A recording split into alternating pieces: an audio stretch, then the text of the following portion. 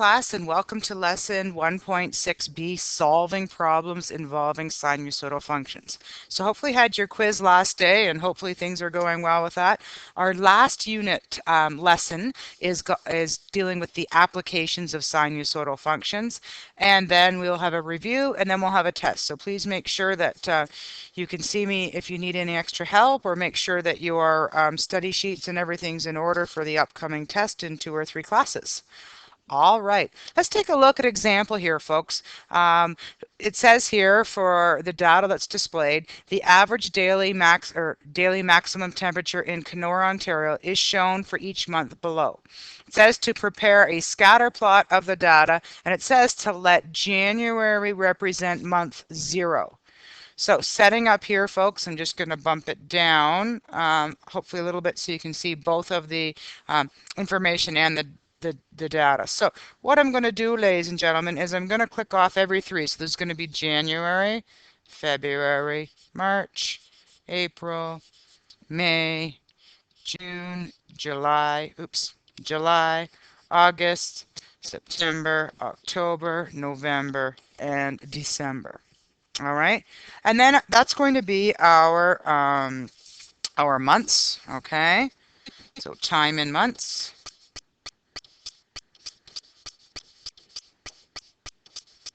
Okay, so let's use a small letter T for our x-axis. Okay, and let's use it for a horizontal. We're going to do temperature, and temperature with reference to time is going to be temperature depending on the time or the month. And looking at our values, ladies and gentlemen, we have a minimum value of negative 13.1 and a maximum of, looks like 24.7, looking at our data. And we're going to start setting up our scale. So 0 is not going to be here because we've got some negative temperatures.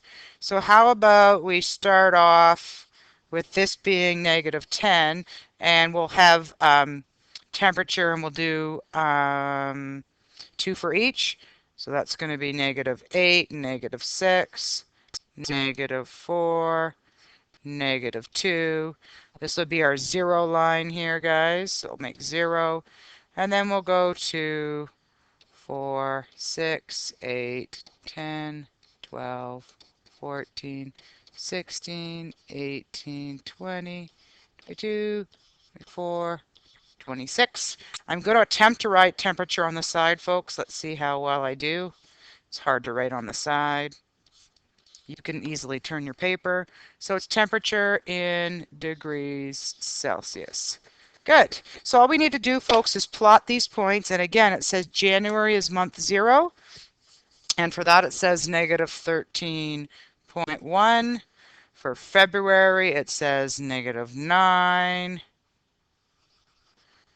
Okay, for March, it's negative 1.1.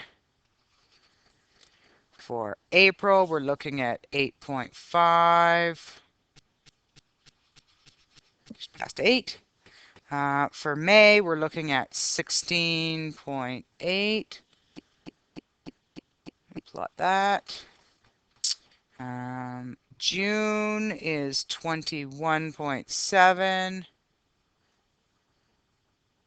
So there's 21.7. Oopsie, that should be a little higher. Let's make that a little higher up there. 21.7.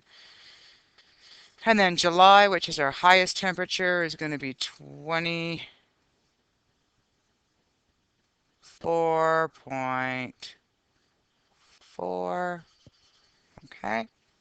And then we're going to go back down in a little different pattern. So August is 22.9, so almost 23. Just double checking here, 23.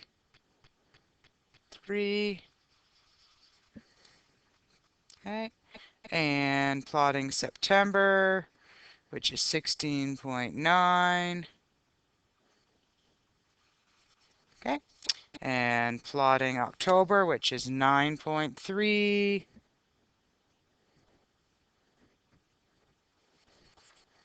And then November, which we're back into the negative. So November is negative 1.2.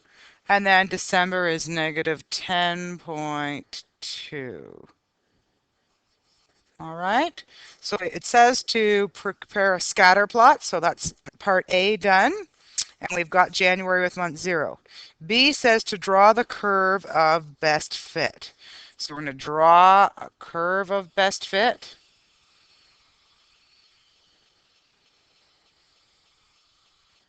Okay. And then it says for B part, I'll just do it down below, it says to explain why this type of data can be expressed as a periodic function. Well, first of all, we notice that temperature has a rise and fall on average. Okay. And because we have a rise and fall with the seasons, right?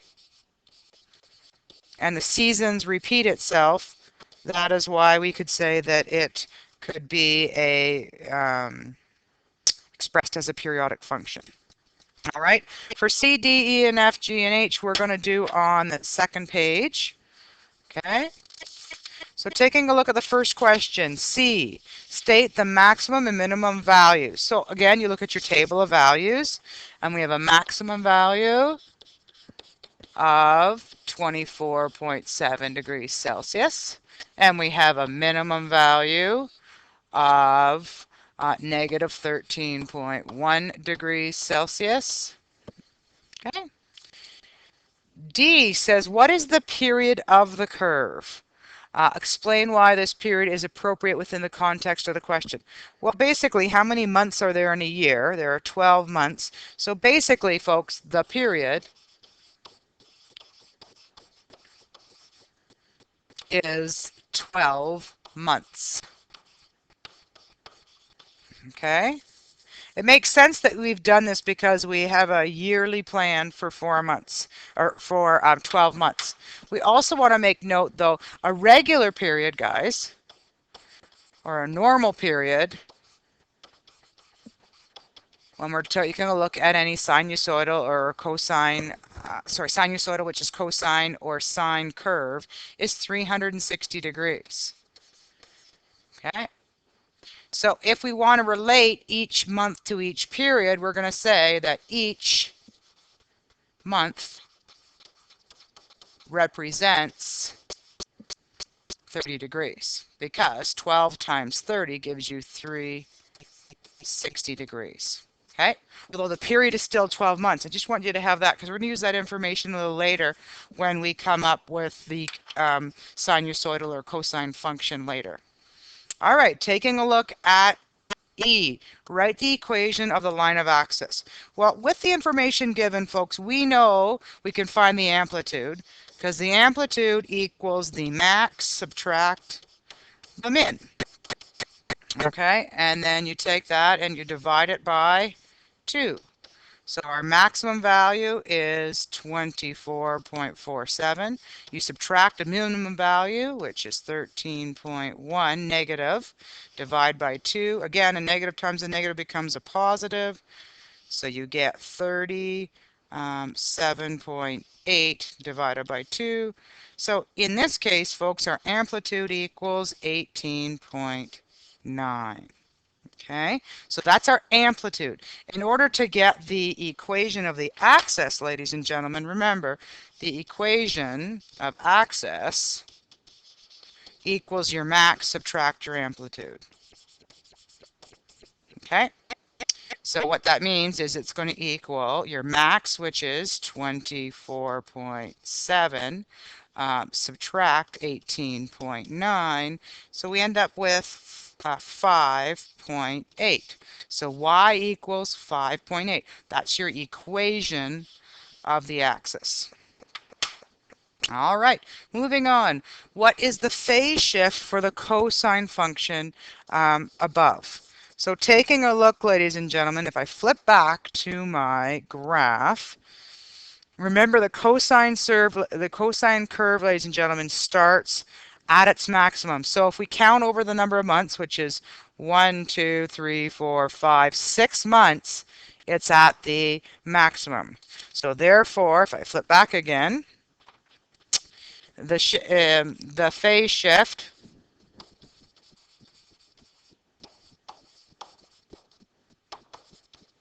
is 6 months.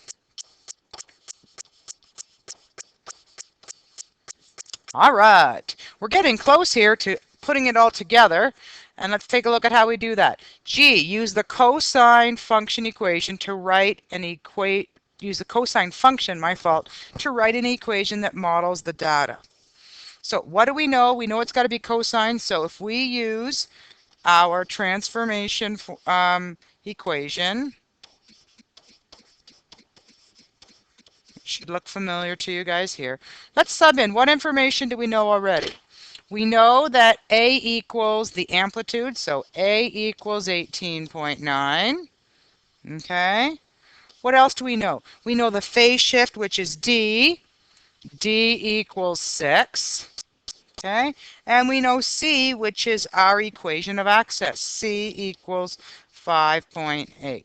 We're just going to make an assumption here that K equals 1 because it doesn't look like the period is any less than 360 degrees. All right, so we're going to make that assumption there. So let's sub in our information. So we know Y equals 18.9 cos of x minus 6 plus 5.8. All right. The only thing I want to do here, guys, is recognize this deals with months. So if we're going to deal with using the expression we wrote up here that each month represents 60 degrees, it may be easier to acknowledge that, hey, if we want to put it into degrees, this represents the months equation. But if we want to represent it in terms of degrees, we're just going to take 6 months and times it by 30 degrees. So 6 times 30 gives you 180 degrees plus 5.8. So this makes it into your sinusoidal. So it has the degrees. Okay, so it better represents, it's a better representation, okay?